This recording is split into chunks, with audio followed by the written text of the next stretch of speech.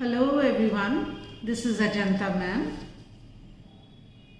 Today I shall continue with Act 2, Scene 3, namely the porter scene.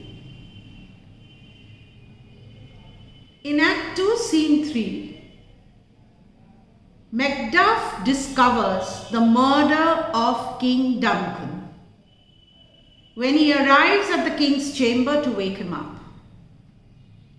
He enters the chamber with Lennox, and upon seeing the king's dead body, he cries out in horror and disbelief, exclaiming, "Oh, horror, horror, horror! Tongue nor heart cannot deceive, nor name thee." Lennox is equally shocked and disturbed by the sight, describing the night as unruly and filled with strange happenings, such as lamenting heard in the air and the earth shrieking. Earth shaking. Both Macbeth and Lennox realize the gravity of the situation and are deeply disturbed by the murder of the king. And soon after, Macbeth arrives in the chamber, he's pretending to be shocked. He tries to show everybody that he is unaware of the murder. But we all know the truth, isn't it? However, he's clearly shaken and distressed by the sight of the dead king. Lady Macbeth isn't far behind. She also arrives and pretends to be shocked and completely horrified by the murder. However, their reactions seem to be more of a show than genuine shock, considering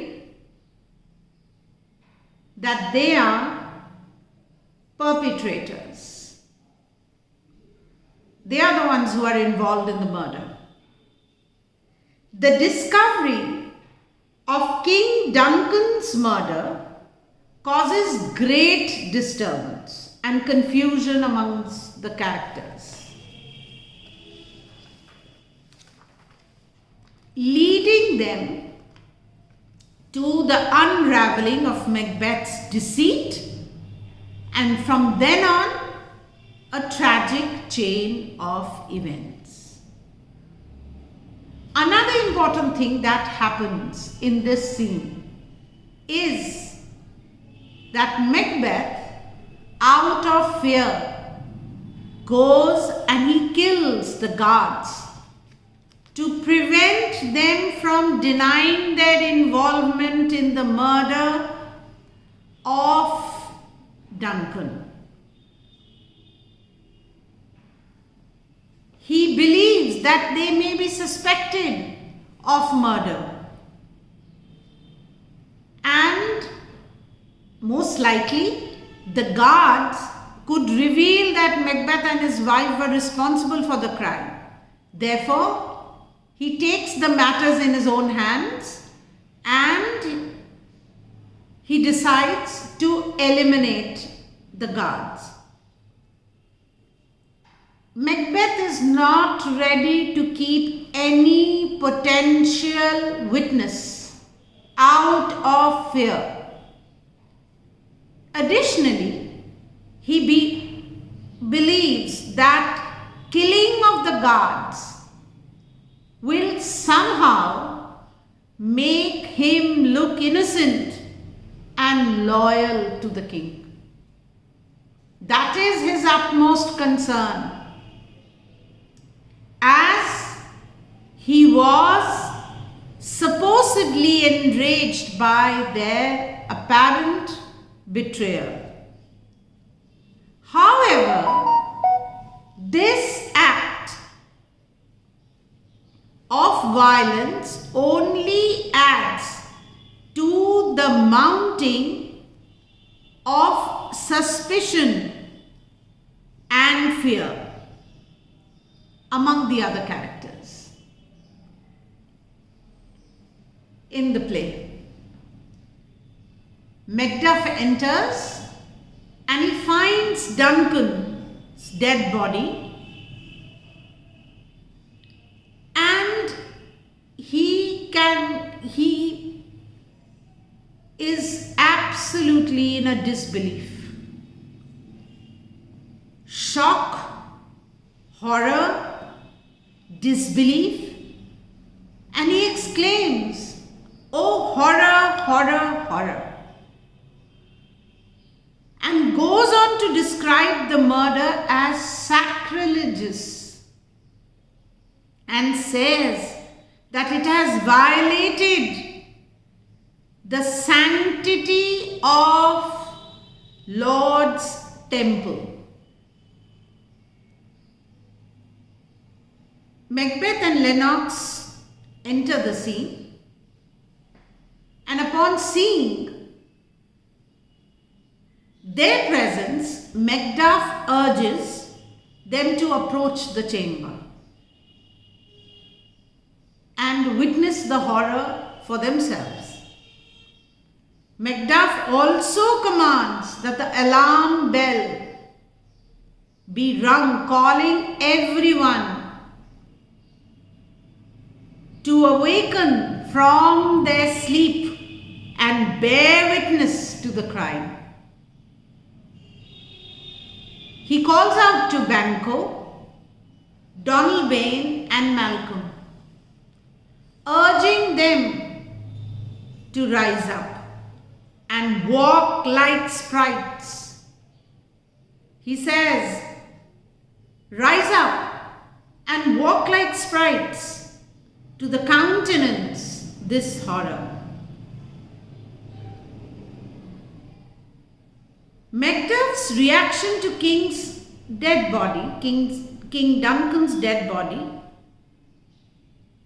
urges others to witness the crime, and it alerts everyone to the situation. But after the murder of King Duncan, Lady Macbeth tries to cover up Macbeth's strange behavior by quickly taking charge of the situation. She always has his back. And when Macbeth returns, if you remember, with the dagger from the murder scene, Lady Macbeth scolds him for bringing them back with him and takes them from him, saying that she will smear the guards with Duncan's blood to make them look guilty. She then orders Macbeth to go and wash his hands and change his clothes to avoid any kind of suspicion.